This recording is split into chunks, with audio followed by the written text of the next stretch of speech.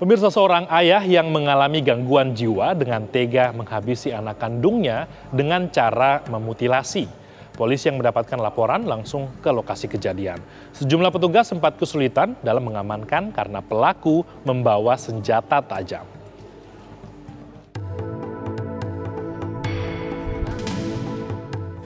Warga Kelurahan Tembilahan Barat, Kecamatan Tembilahan Hulu, Kabupaten Indragiri, Hilir Riau digegerkan dengan penemuan potongan tubuh manusia.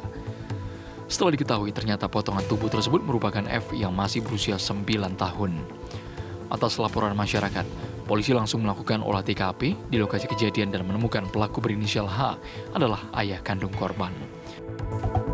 Dalam proses penangkapan pelaku, warga dibantu TNI, Polri sempat kesulitan karena pelaku membawa senjata tajam. Saat ini pihak kepolisian akan membawa pelaku ke Rumah Sakit Jiwa Tampan Pekanbaru untuk melakukan observasi kejiwaan pelaku. Selain itu, petugas juga menyita satu bilah parang yang diduga digunakan pelaku untuk memutilasi anak kandungnya. Kami menemukan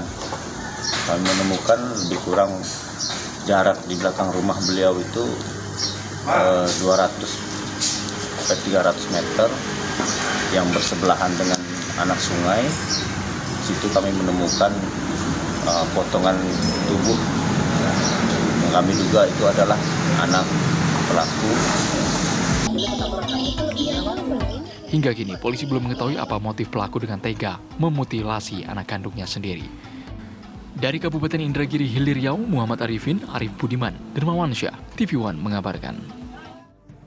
Ya, untuk mengetahui informasi terkini terkait kasus ayah memutilasi anak kandungnya sendiri, kita sudah terhubung dengan Kapolsek Tembilahan dengan Ibtu Riki Marzuki. Selamat sore Pak Kapolsek. Selamat sore Mas. Oke, Pak Kapolsek mungkin bisa dijelaskan kronologis kejadian, karena kan pagi ini pelaku sempat memancing, bahkan kemudian di siang hari mengamuk begitu menggunakan senjata tajam. Seperti apa Pak? Ya, baik. Jadi pelaku ini bernama Harobi. Beliau berdomisili tinggal di Jalan Lintas Sumatera Pekanbaru Tembilahan, tepatnya di Desa Tembilahan Barat, masih di Parit 4. Jadi awalnya hari itu pada tanggal 13 hari Senin, seperti biasa pelaku melakukan aktivitas seperti hari-hari sebelumnya.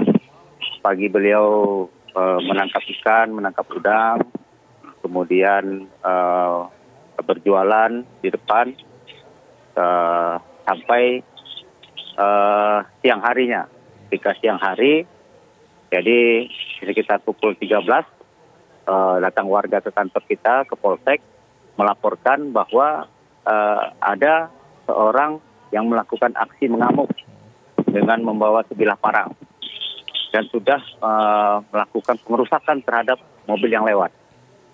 Saya beserta anggota langsung menuju ke TKP, lebih kurang sekitar 1 kilo dari tempat Polsek ke lokasi.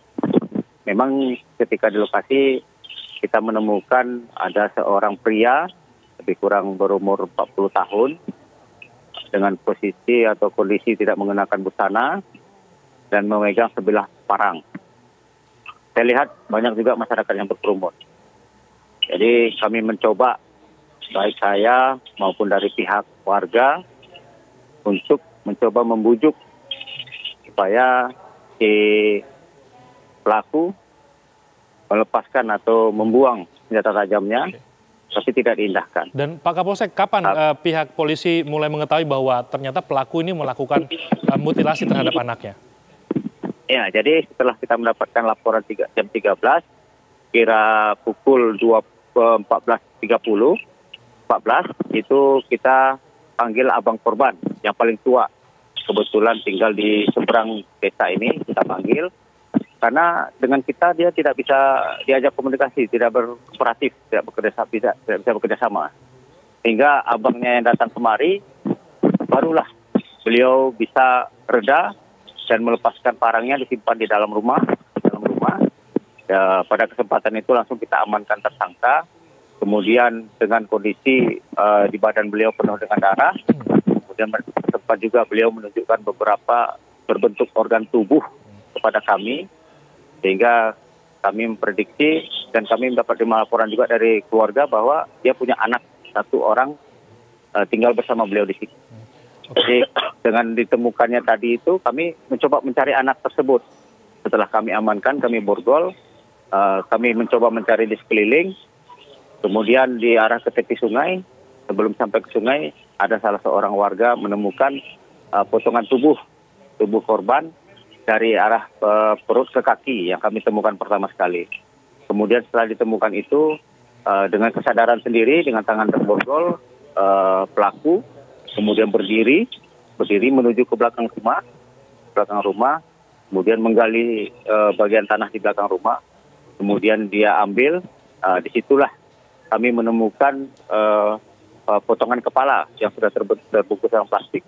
Langsung beliau menyerahkan kepada kita, inilah anaknya. Oke.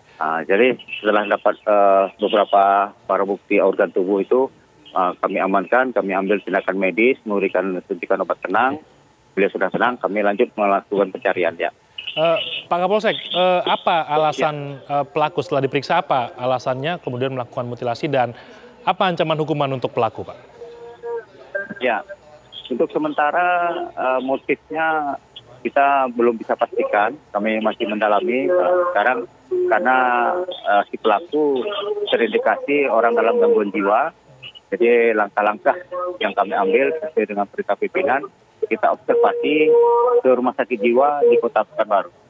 Kemudian pasal yang kami terapkan itu pasal perlindungan anak, tentang pembunuhan terhadap anak. Itu yang kami terapkan. Baik, terima kasih Pak Kapolsek atas waktunya sudah bergabung bersama kami di Ragam Perkara sore hari ini.